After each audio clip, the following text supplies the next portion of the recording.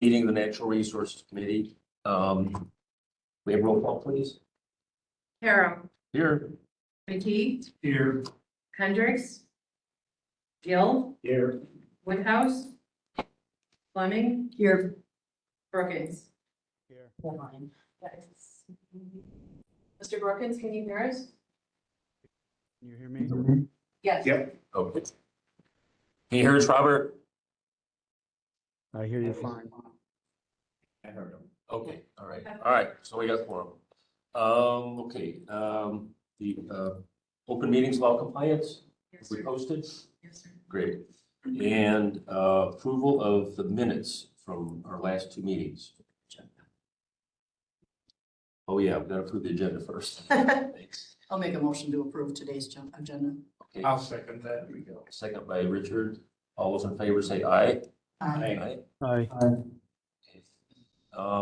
Okay, now, approval of minutes from the last two meetings. Oh, we got one more. Anybody see any changes or corrections that need to be done on those minutes? Okay, we'll say they're approved as posted. And now we're to public comment. Public comment, anyone? I'll be all here for zoning petitions. All right, so now let's go on to the zoning petitions then. The Bears, is it Bears? Bears. Want to tell us what we got here? Claudia and Daryl bought some more property, and it was zoned ag residential. Both parcels were, and now that it's all part of the rest of their farm, they'd like it to go to ag forestry. Okay, what's the acreage we're talking about?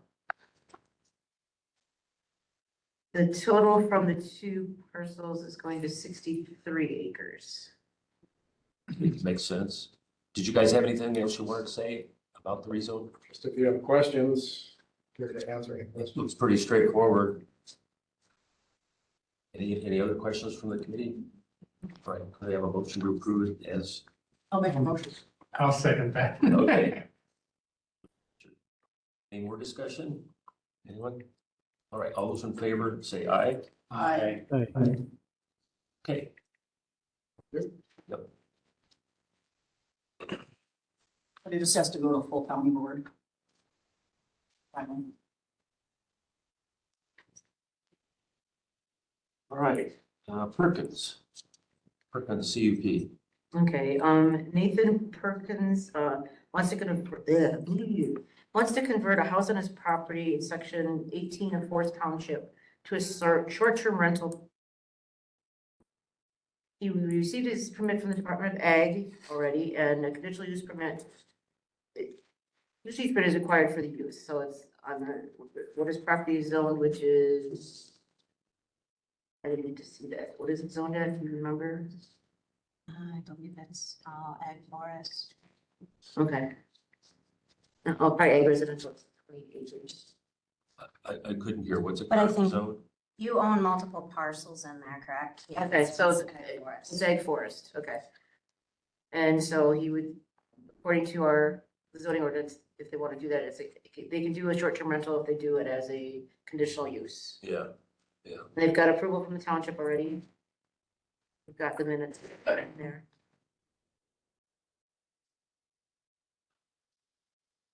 comments or questions from the committee? Well, obviously, we're right in the middle of trying to do our ordinance. Right. And possibly doing licensing fee instead of this route. So not sure what our. Well, it's not actually an ordinance yet. It's not, right, and it has to go through the full county board. I'm just saying we're in that process. And I mean, it's good that they're coming to us and wanting to do the right thing, but I mean, how close are we to that point? And then what will we do if he pays the 500 and then we end up going the licensing part? What do we do in the meet, And I think that's something, Correct. when you get to that point, if it's not been that first year, then you can you guys can make a decision and then I think that we did before, right? They can make a decision to change it. Not have them pay another fee, just say it's been paid already with it. Right. But there's probably gonna be a big difference between the $500 and what our fee is gonna be.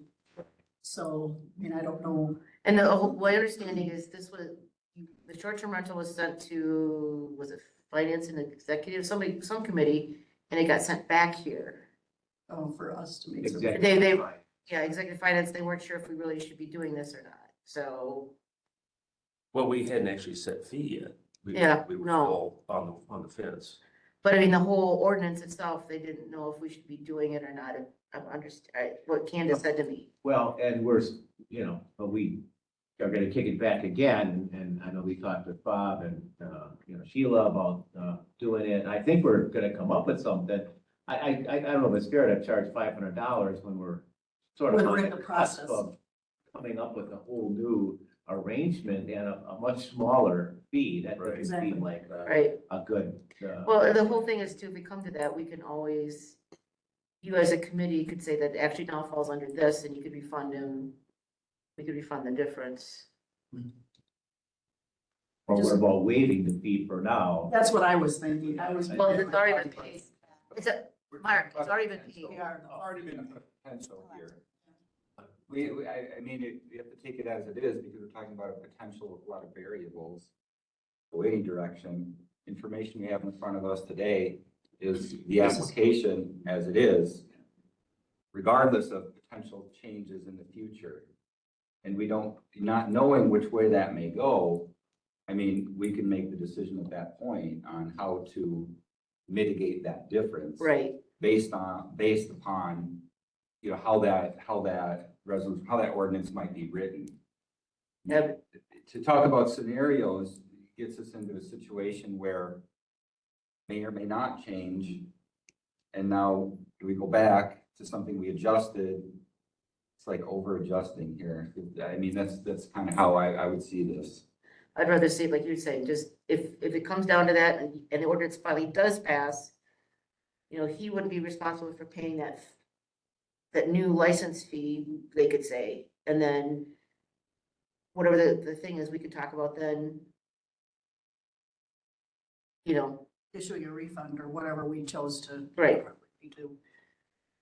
Yeah, I know it's just tough because we're in the middle of that and we're hopefully very close to it, but again, we're not, so. We're not, Yep. we're not there. As we Yeah. stand today. This is what it's- Yeah, this this is what it is the route, this is the process for this approval. I just think this is all good discussion though. Yeah, it is. Thinking it through and. It lets us think about those scenarios that may come up and how long was that timeline before a rezone and a permit for this use, this short-term rental use. And many counties have an ordinance for short-term rentals. It's not like we're an only county or very few counties. There's many counties that have ordinances for this. Yeah. I still question the $500 fee.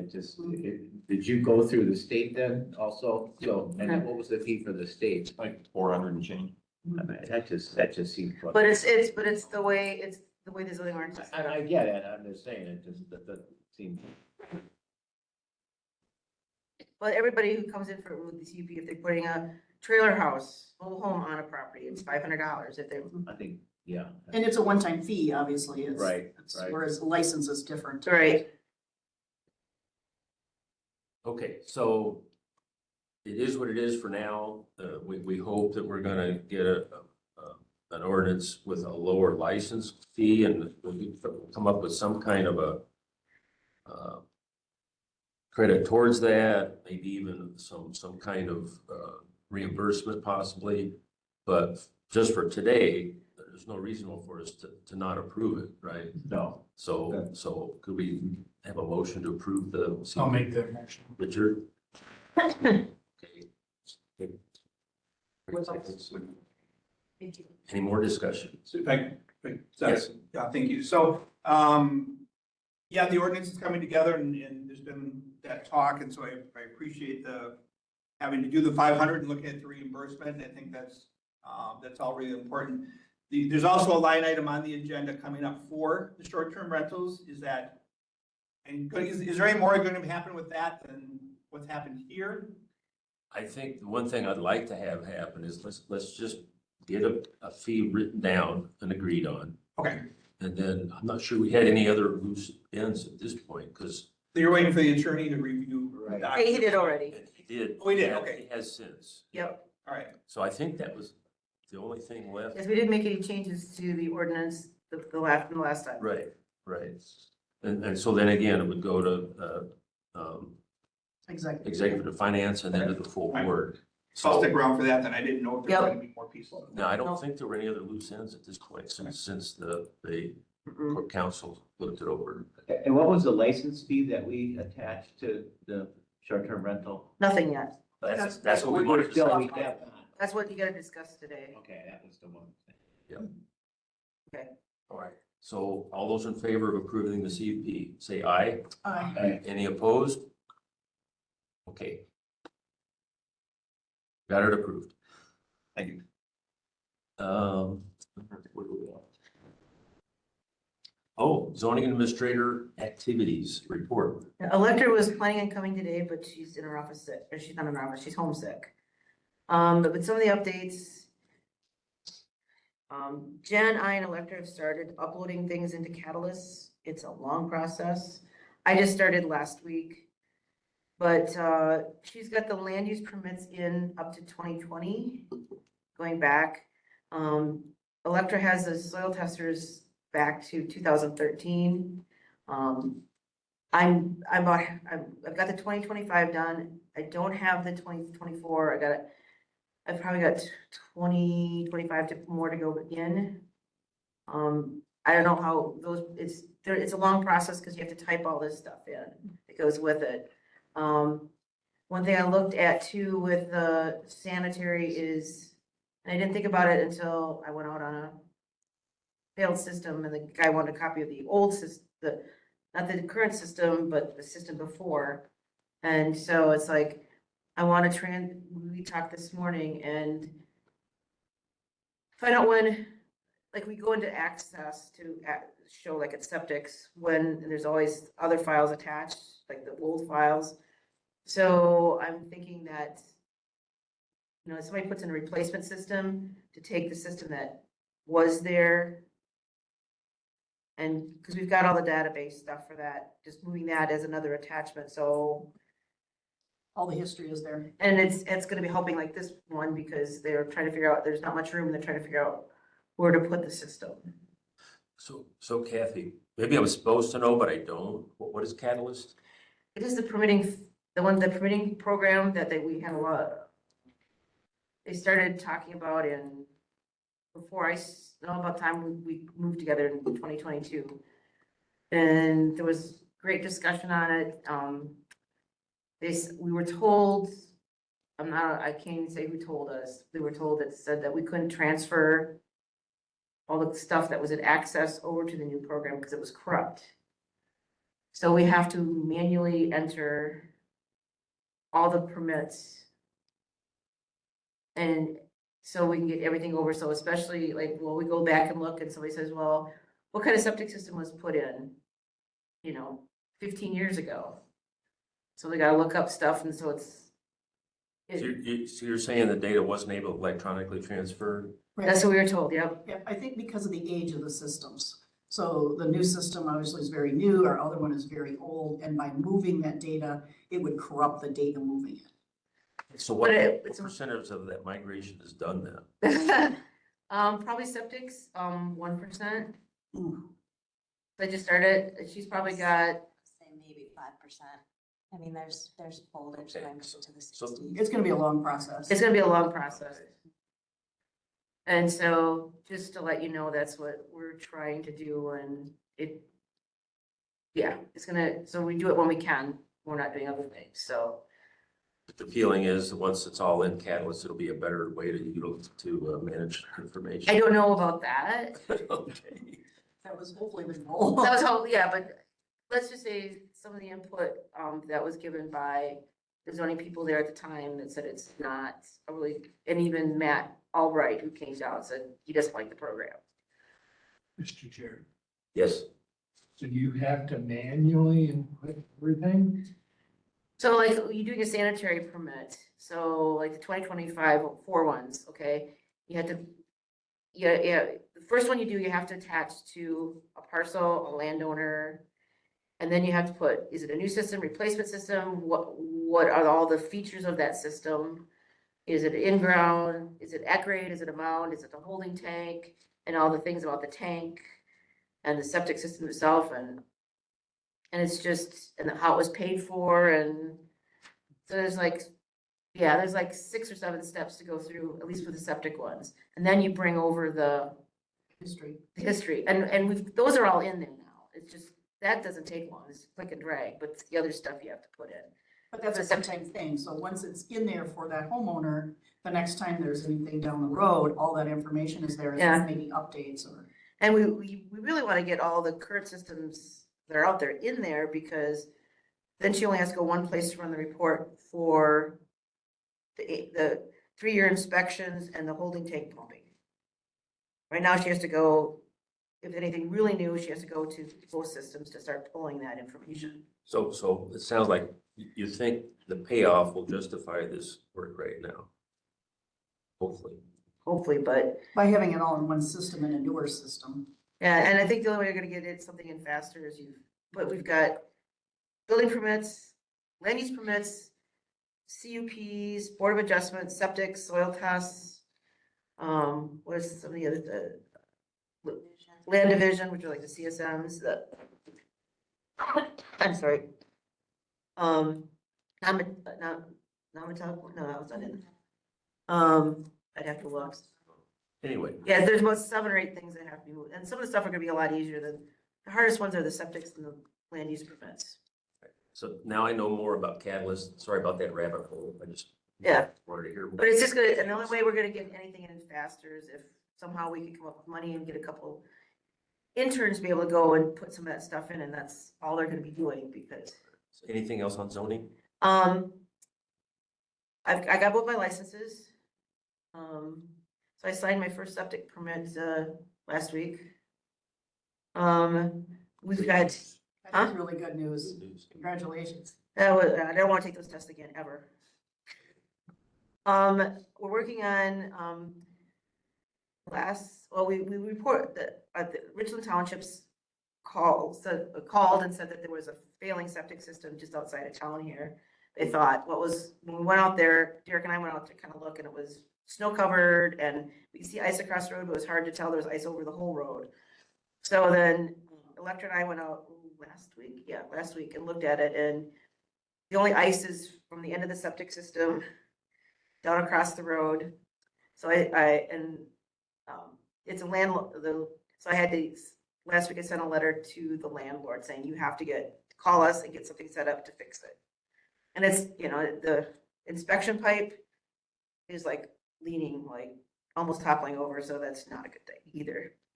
And then a second one, it was reported by the landowner and the plumber. The plumber came in, but the landowner talked to the plumber and it's failing because it was, for some reason, there's a thing called design flow, and what is put in is like design flow thing, say it's supposed to be 750 square feet for the drainage area. Well, when you calculate it out, it's only 450. We calculated out, it was only 450 square feet. And it was signed off on, so I don't know. So it's too small. It's too small. Okay. So anyway, we're working with the state and plumber and the landowner trying to figure out, because he has not much room, and if you can put it, he may have to put it partially over the existing one. And you can do that, but there's, if it's designed big enough, I don't think it'll be a problem. Okay. Tomorrow, Julie Lenz, Electra, and Todd Rumler are gonna get together to talk about, the CSMs, the certified surveys, how they were originally intended to be done, and when we should be making sure they're being done. And also talk a little bit, he has a little more knowledge of what the rezonings at the time, how they were handled. And we kind of want to go back what they're supposed to be done, with the zoning ordinance stuff, making sure we're doing them correctly and develop like a little policy. And I don't know if that has to come to the board or not, the committee or not for policy, but we want to make sure there's a policy established on how to do the rezonings, when to do the CSMs, like the legal non-conforming, how to handle those, all that kind of stuff. So we're gonna sit down tomorrow to meet on that. Jen sent out the 2024 holding tank pumping reports? 25. 25, I'm sorry. Be done, and then, Electra and I are going to a 2-day training in Wausau on POUTS and CS certified soil testing. So I'll give her a little more knowledge, but talk to the guys from the state, and then do a little soil texturing, so maybe I'll help her when she takes her tests, and I'll get credits. And I'm hoping, if they haven't opened it up yet, I'd like to get Jen and Electra registered for the County Code Administrators Conference and get them signed up as members, because I'd like to make sure they can go, because they'll be here longer than me, and hopefully, and they can learn a lot and make connections with other like zoning people. I think that's all I got on that. So what do you need to do to make that happen? Does that just get, What? so they can go to the conference? I'm waiting for them to put it online. They haven't Oh, put okay. it up yet. All right, So I'm waiting. I've got to, okay. What about your other cat? okay, first I'd like to introduce Josh Bushy. He's, works for Natural Resources Conservation Service, and he is now, what are you, the interim? No, I'm the district Okay. conservationist. I took over for Carlton Peterson. So I think I officially started on the 30th, but I've been on December 30th, but I've been on maternity leave since. So I want to come to the first meeting and introduce myself. And hopefully we'll be able to work a little bit more together. We've not, with everything going on, that was going on with NRCS, and Carlton was trying to clean up the, stuff before he left. We've just not had a lot of connection with them, and hopefully just collaborate a little more, not, helping each other out as far as getting conservation on the land and discussing programs. And tell us the district. Richland County, Richland and Crawford County. Richland Crawford, yeah. We're under about 5 years ago, we went under shared management. So they combine a lot of counties. There used to be a district conservationist in every county, more or less, besides some counties out the eastern part of the state or very northern part of the state. But now, as district conservationist, I cover Richland and Crawford. And where do you work out of? Mostly here, up at the building by the DMV. Yep. I will be in Prairie du Chien a few days a week too, here and there, but. And it'd be nice to sit down with him, and he and I and Corey, our planner, and maybe Derek, our technician, and, like equip and all that stuff, and how we can help promote. And like, we got somebody coming in that needs to do something, we'll maybe see where they best fit. Okay, all right. Quick, I guess what is the NRCS to do or whatever in charge of, or? So we're the conservation branch of the USDA. In this part of the world, there's an office in every county. We provide technical and financial assistance through the Farm Bill programs for private landowners and farmers. And, our biggest program, we help cost share conservation practices anywhere from cover crops to structural stuff like riprap or embankment structures, to control erosion, all the way to forestry type practices. And we have when Derek has had somebody come in with something that, because we have limited cost sharing. If it's something that maybe is gonna take a little bit more money, then a lot of times will, and vice versa. If there's things that they can't do, sometimes that's what we did in the past with the technical practices. Something we could fund and stuff that are maybe too expensive take too much money for us to fund, we have them set it for their programs. Was your office frozen this week? No, Okay, no. Yeah, there's obviously a lot going on in that regard, but I would imagine. yeah. Derek is working on his designs for 2025 projects. We're also involved with the Village of Cazenovia and the Village of Boaz for the water quality trading, which is, they have their own sanitary district, helping them find places to reduce phosphorus upstream of their facilities.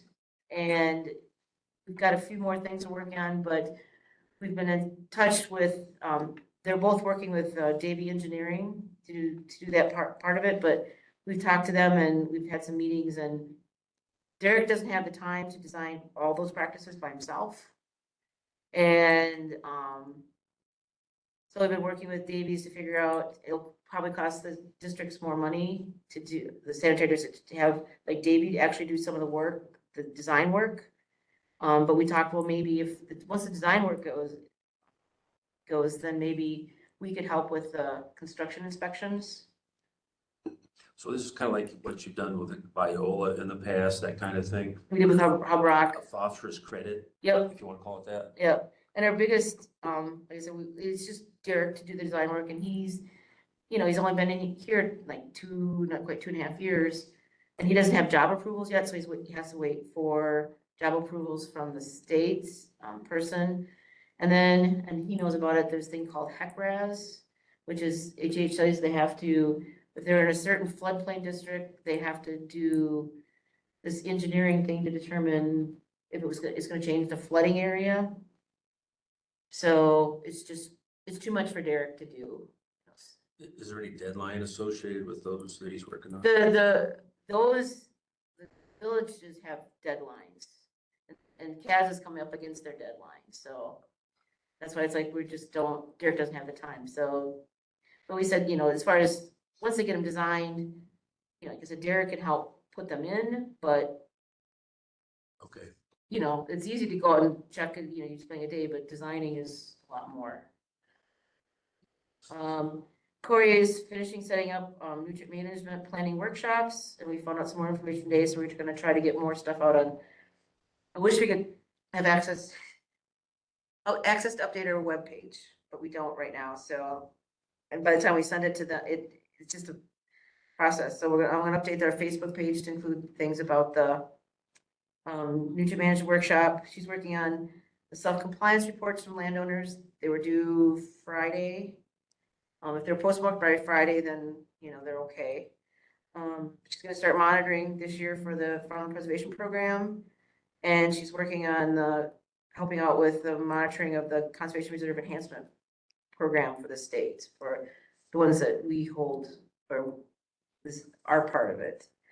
Non-metallic mines, Jen has been getting in the reports for the 2024, the money from the mine operators. We've got, what, 3? Just for Richland County Township. We haven't gotten in yet, and then we've got 2 from Prairie Sand and Gravel. We're missing, there's supposedly, We have one, there should be 2 more. yeah, we should have more than that. We need 2 more reports from, so we're gonna have to get in touch with them and say they're missing a couple. Those don't come to the committee, do they? No.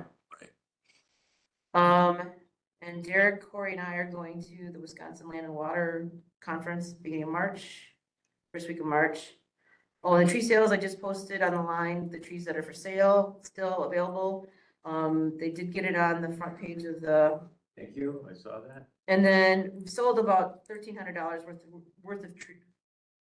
$1,300 worth of trees so far, so. And that's all I've got. Awesome. Okay, that's a lot of news, actually. So you're gonna be at that conference the first week of March. Will you be missing the meeting on the 3rd? No, it's Wednesday, Thursday, Friday. Okay. All right, next. Now we're up to the UW extension. So just the way our reporting cycles work, we don't quite have enough time to get the stuff out of our reporting system and into your packet. So this is just that highlight report that I've been putting in the packet for information. So if you want to take a glance at that. Just some things, MOU and everything through. Thanks for your work on that on county board. Derek and I will be going over that again, to figure out really what are the roles and what are some of those things that we have to figure out as a committee to do on that, you know, if we get to a listening session, putting some in how we provide input. So stay tuned, I guess is my message on that one. And then with me today, I have Sarah. My name is Sarah. I'm the HDR educator. What HDR? I'm getting there.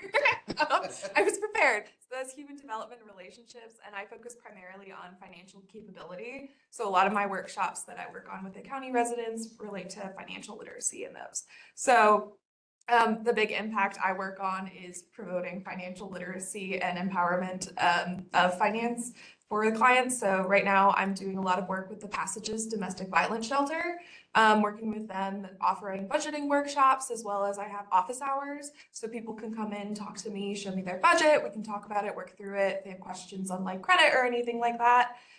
Which I also have some office hours open to anyone in the county. And then I also am partnering with Monica, our food wise person. She does nutrition workshops at a senior apartment, and I'm going to come in and do some financial workshops with them as well. As I'm also working with the libraries, offering a budgeting workshop, as well as we're trying to plan a workshop around financial planning with the increase in extreme weather conditions like flooding, those kinds of things. So helping people be prepared in those kinds of situations. As well as Rent Smart, which is another program that we offer. I'm teaching that on the statewide level, but it's open to everyone in the county if they're interested. And that's mostly about learning how to rent an apartment, what to look out for, you know, what you need to prepare for, how do you plan for that financially, and those kinds of things. And then also the big program that we're having is Get Real. If you've heard about that before, it's a simulation for high school students to practice budgeting like in real time. So we've officially set the date. It's April 23rd. It's going to be at the Richland County or the Richland Center High School. I couldn't pronounce that. If you're interested in volunteering, we would love to have you. But we will send out a more formal invitation as well. What day is it again? It's April 23rd. So we would love to have you if you're available. And is that something that what kind of participation do you expect? At the Get Real event?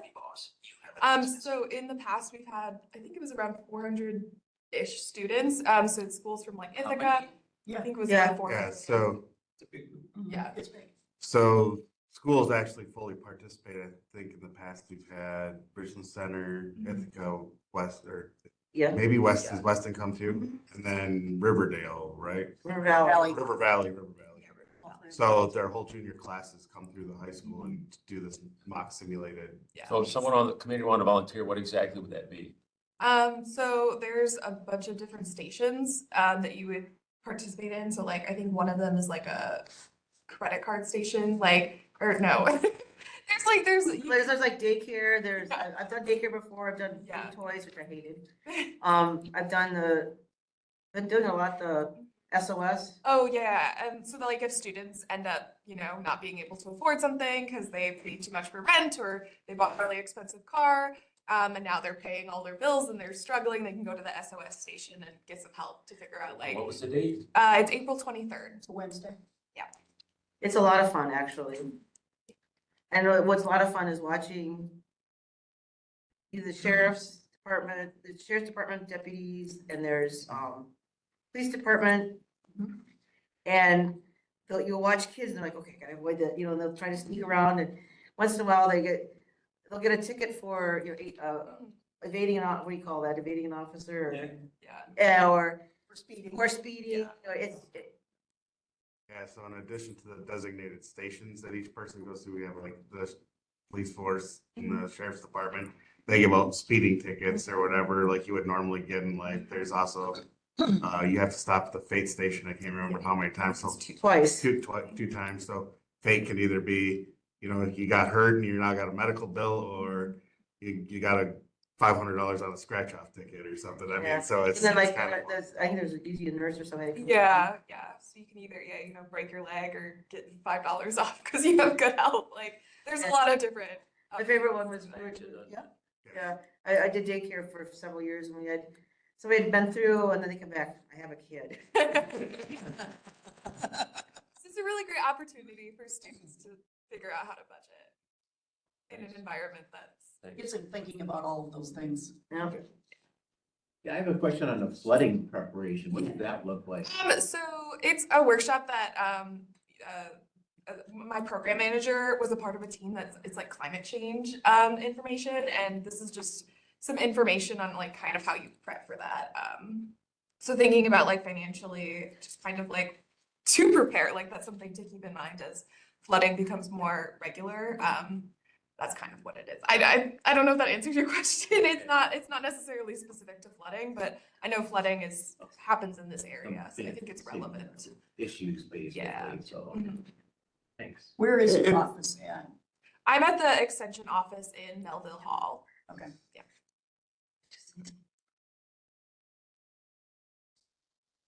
Mark, I think too, when you talk about that resiliency factor, and the climate, how do these unexpected events impact our finances? And I think it's kind of a little bit of a spin-off of you should always have this X rainy day fund. Sure. Yeah. But how does a family that's really struggling to get by actually create a fund for themselves to work in those manners? Sure. No, I get it. That's and more relevant all the time. Yeah. Anything else? Yeah, No, that's what we have for today. great. Okay. Okay, now we're getting to the STR short-term rental ordinance question. If you wanted to look at the wording, you'd probably go back to last month, but anyway, like I said, pretty much we're just want to decide what's a reasonable fee and then move it on for approval. I don't think it needs to be, I mean, it's just a matter of making sure the time spent on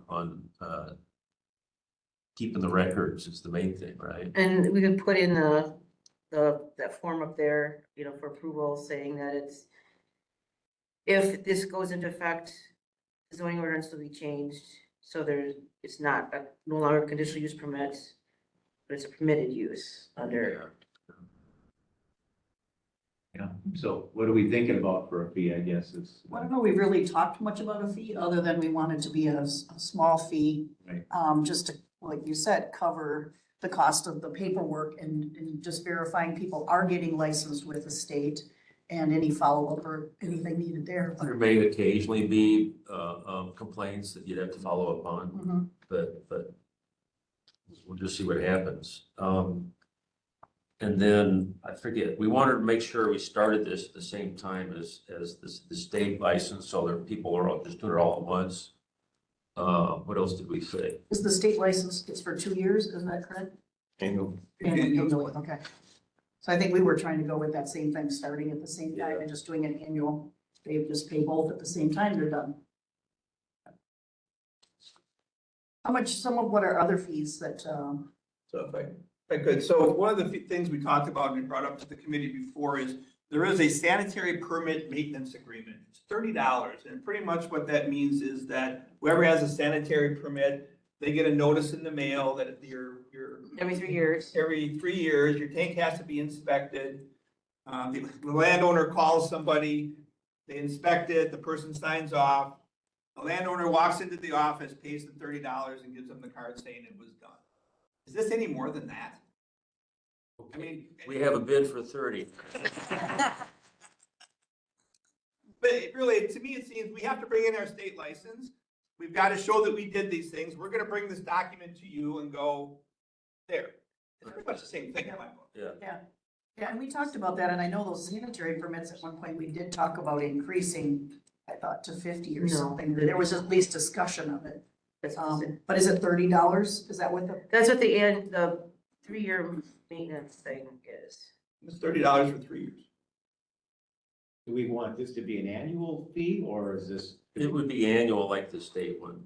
Because if they didn't have it, then it would be, they decided to sell it and nobody else wanted, they wanted to come, somebody wanted, say, you sold yours and Adam, and Adam's like, I'm just gonna live in it as a house, type thing, then it would be just the annual and then it's Yeah. done. So that's $10 a year because the other one's 30. I think that, I'm not trying to- more than $10. Right, I'm not trying to nickel and dime it, but I'm also trying to find other services that are similar. Understood. I'm still uncertain how much quote unquote follow-up there's gonna be, if there are complaints and the time that might take. So if there's a complaint on a septic system, what happens? I don't know. Well, they we can go, call, we go you get a investigate. notice. You go out, and if they don't have the proper licenses, they don't have the proper information, then they get fined. Yep. And that's where your fees generated for the service of going out to take a look at something. If there's a problem with the Airbnb, or I shouldn't say that, a short-term rental, Yep. Airbnb is a company, Yep, not a short-term rental.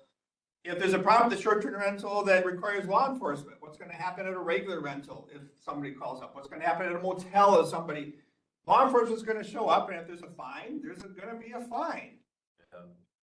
And I'm not sure what extra maintenance there has to be to possibly go out and look. If there's a problem, you're gonna go out and look, and you're gonna issue a fine.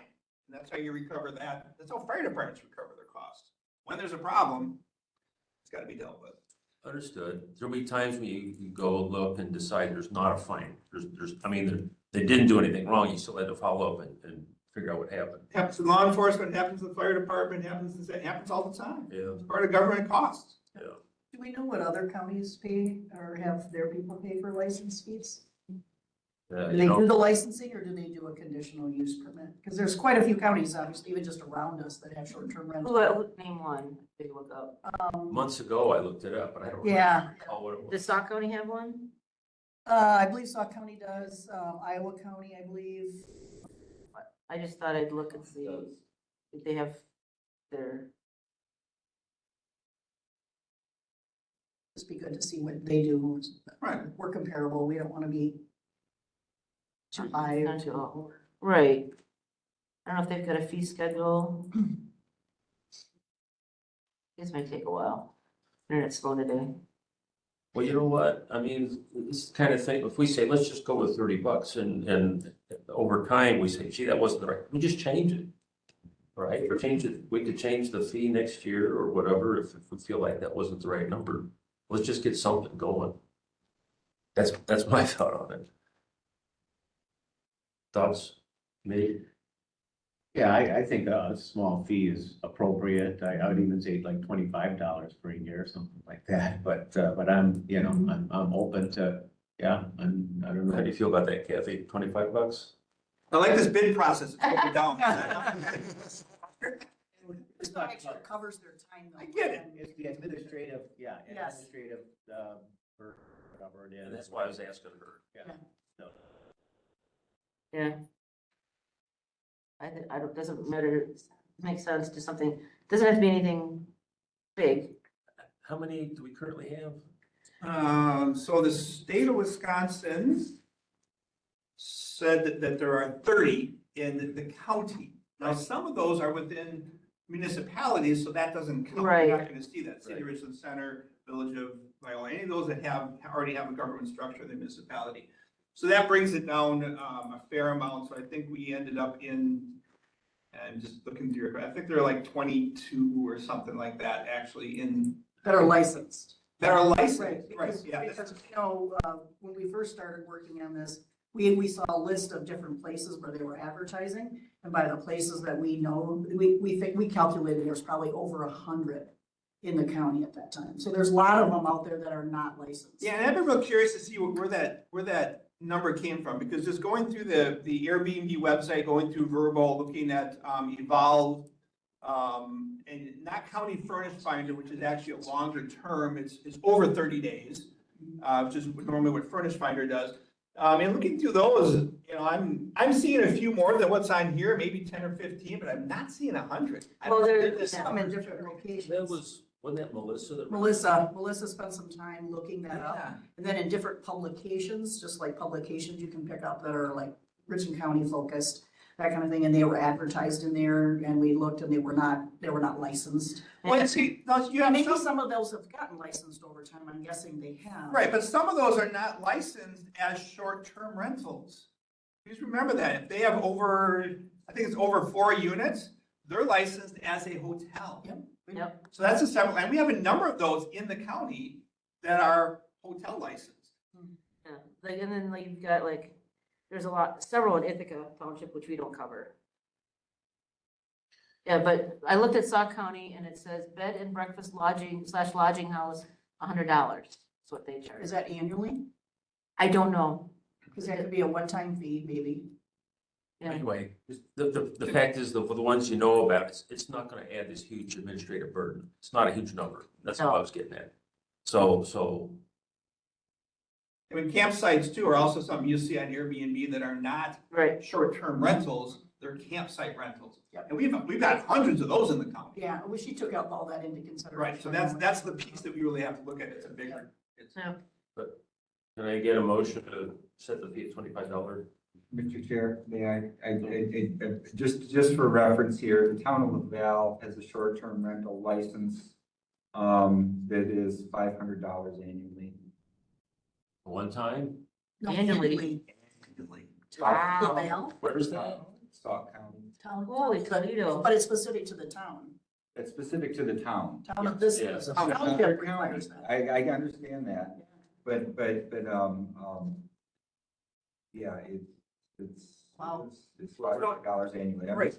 And I agree, you're gonna get them all over the place. Why is LaValle doing that? Because of Lake Redstone. They're trying to discourage it. Sure. You know, there's a market they have that Yeah, they can yeah. fill, that they can see, and they're trying to make sure there aren't problems. I looked at a project up in Hayward, on the flowage up there, and they have, their township has, I think it was $200 a year, but they come in every year and inspect it. Like the state does here. Yeah, they come in and check it every year. So that's part of their fee is they're coming there, they're checking, yes, are these things done? Instead of, And that's something that the county talked about, becoming an agent of the state for that, but that's, And That's- Sauk County has is a $190 fee, and that includes an initial inspection. That's Sauk yeah, County. and I don't think, I don't, 190 with. So yeah, we're not doing inspection. Inspection required. That's just a single data point. Yeah. Anyway, did I get So did you second the motion? I will. Oh, okay, Julie seconds it. Any more discussion from the committee? Yeah, the only thing I just want to note is obviously we aren't interested in the inspection and doing that. We're knowing that the state is doing that. We just want to make sure that people are licensed Right. and following all the rules that the state sets up and any additional that we have in our ordinance, just being a good neighbor. Right. And that's really all we're looking for. We're not wanting to make sure people are paying a lot of money for this fee. It's just that they're staying, following the state and making sure it's safe for people coming here. That's what our intention is. understood? So, any more discussion? All right. All those in favor of setting the fee at 25, say aye. Aye. Any opposed? Robert's being quiet. Okay, all right, we've set that, so we can move this on to executive and finance then? yeah, we can, yeah. And then, do you want me to put in there too, that if this goes through, that we would move in the zoning ordinance, we move it from a conditional use to just accepted use. Yeah. With, Now, that doesn't need to be part of the ordinance, right? no, but I think that's when, in the explanation, Yes. it's there to say that this is, Thank you. And Amanda, can you capture that in the minutes, that we intend that once this goes into effect, that CUP occurs, Sorry, Becky. that it, ordinance goes into effect, so what's that? the ordinance goes into effect? The ordinance won't say that, but we want it to be in our minutes that we intend to do that. take the conditional use permit of a rooming house or tourist house out of the conditional use permit for the zoning, each zoning district, and move it up to a permitted use. Right. The reason for that is, right now, if they, like, he had to pay $500 to have a conditional use permit to have a tourist house. So can I make a suggestion? Just, can you send that language? I'll send it to her. Yeah, and then we'll just make that part of the county, make that part of the resolution. Yes. Yeah, it'd be part of the resolution, Yeah. sure. Right, and that way, when it comes to executive and finance, we'll make sure that that's in there. Make that part of the resolution, we'll verify that. Right, Okay, I think that's why they want to get it in the Yeah. minutes so that it's documented. Yep. right, I'll not get part of that the to you. ordinance, but part of I'll the get that art. Yeah, part of the resolution that goes through to make sure it's. Yep. I gotta run in some, so thank you. Yep, well, Yeah, because then we'll know how those other things are to be handled. okay, so number 10, mods to the zoning ordinance. Yeah, and I haven't had a chance to, I didn't figure we would get, anyway. yeah, it's just, hopefully, when I get some time this week, I can sit down and do that, and then I will put it in the folder. It'll probably be in the folder for the next regular meeting, and then For March? March. Okay, And then, it's in there. One of the things we talked about this morning is, I have to look through there. I don't know if it's actually in the ordinance anywhere, the zoning ordinance. We always ask that they have to have approval from the township for a rezone or a board of adjustments thing or a conditional use permit. And I think we need to maybe put the wording make sure the wording is in the ordinance that they need to have that approval for the township. de facto. It's whether we are. Yeah. And and I don't think it's a bad idea. It's a good, like you talk about the good neighbor thing, I think it's a good, PR thing or whatever, that gives the township feel like they have a little say in what's. And it's been working. Yeah, it has been working, yeah. Okay, So that's something that you'll add in there then? Okay. Yeah, I'll talk to, I sent it to Attorney Wendell, then I'll say, hey, this is something we should put in there because we are doing it, make sure it's in there somewhere. okay, number 11, I don't understand that. Okay, so farmland preservation, people want to get the credit, they have to be in compliance with certain things. Nutrient management plan, farming to tolerable soil loss, manure storage is in good working order. They don't have any runoff from their barnyards or milk house or feed storage to the waters of the state. They're watching where their tillage is. They're not tilling within 5 feet of, a stream. So, so then if they have that, then we have we have to issue them a certificate of compliance, which I have to sign saying they're in compliance with everything, and they can get the credit. But once they have the certificate, they don't have to come back in and get a new certificate unless they buy or sell land or their name changes. So it may, instead of Steve Carroll, it may say Steve Carroll Trust or whatever. Once it changes from Steve Carroll to Steve Carroll Trust, we have to change the certificate. So as long as they're in their compliance, we don't have to worry about it. If Corey finds out that somebody's not following that, we would ask them to come to say that, hey, you're out of compliance. They have the right to appeal to you guys, saying, and you guys make the determination what you want to do. If you want to say, nope, you're out of compliance, we issue notice of non-compliance. We send it to, you sign off, we send it to state, and they can't get the tax credit. We haven't had one since I've been on the committee. No, and we may end up with some, but then there's another option if they decide they don't want to take the credit anymore. And they don't want to do any of this stuff. Okay, that's fine. But if we don't issue something that says they can still claim the credit. So there's a thing called a voluntary notice of non-compliance.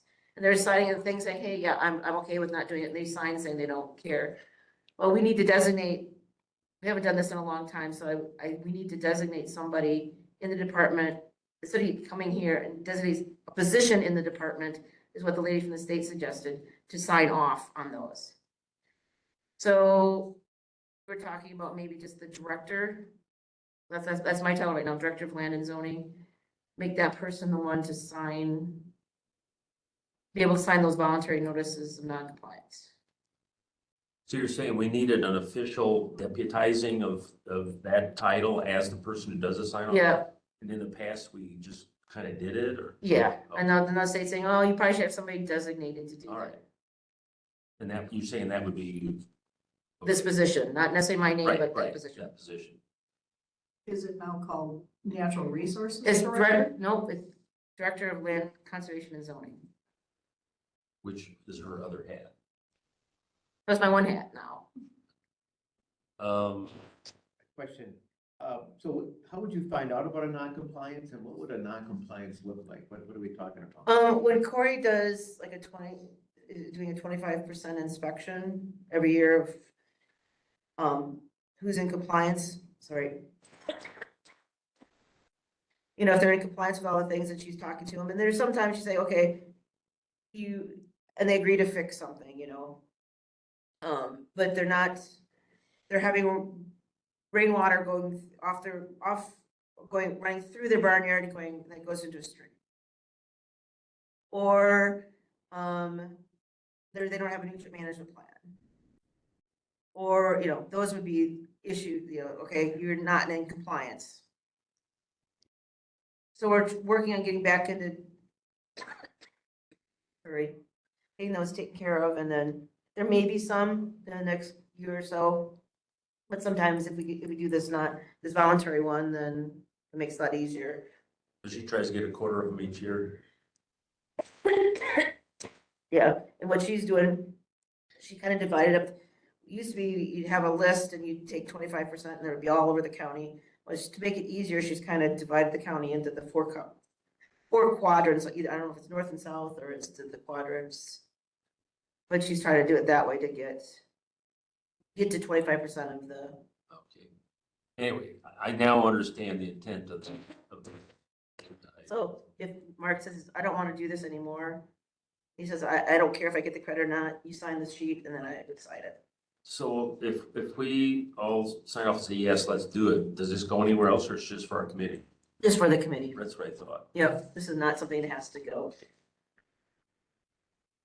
We still should have a motion, right? I have a Yeah. motion.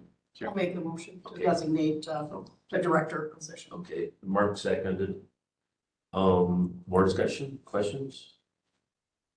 Seems like something we should do. All right, all those in favor say aye. Aye. Any opposed? Okay, took care of that one.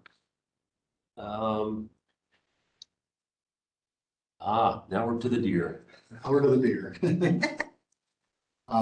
We need to approve the 2 claims this year for the deer damage program. You should have gotten a flyer out through Kathy. 2 amounts that they are and who they are. Is there any discussion about them? Could you say it a little louder, please? Yeah, we need to approve the claims for the 2 people that have claims for the deer damage program this year. And you should have received a flyer that showed who they were and what their amounts were. I think that's got that. The last page. And the difference between the appraised loss and the claim payment, there is a quote unquote fee. There's $250 deductible to begin with, and then after 5,000 is only 80% of up to $10,000. That's why the numbers look kind of weird when you try to figure that out. So is 2 typical? That seems low to me, but what's typical in a year? That's pretty typical for where we're at. No, there's a lot of people that he still goes out and looks at if they want to get, the shooting permit. So a lot of people now have gone to just saying, hey, I'll just work on killing the deer and not have to worry about, because there's a lot of things you have to go through to get the claim. Right. And one of those is having public hunting on your property. That's become a big issue these days. So, we have, I think in Richland County, we had 13 participants, if I remember right, this year. Okay. And most of those were the Act 82, which is just getting tags and not being listed as public hunting, Okay. which then they don't get a payment. These 2 participants went for the full claim part of the program.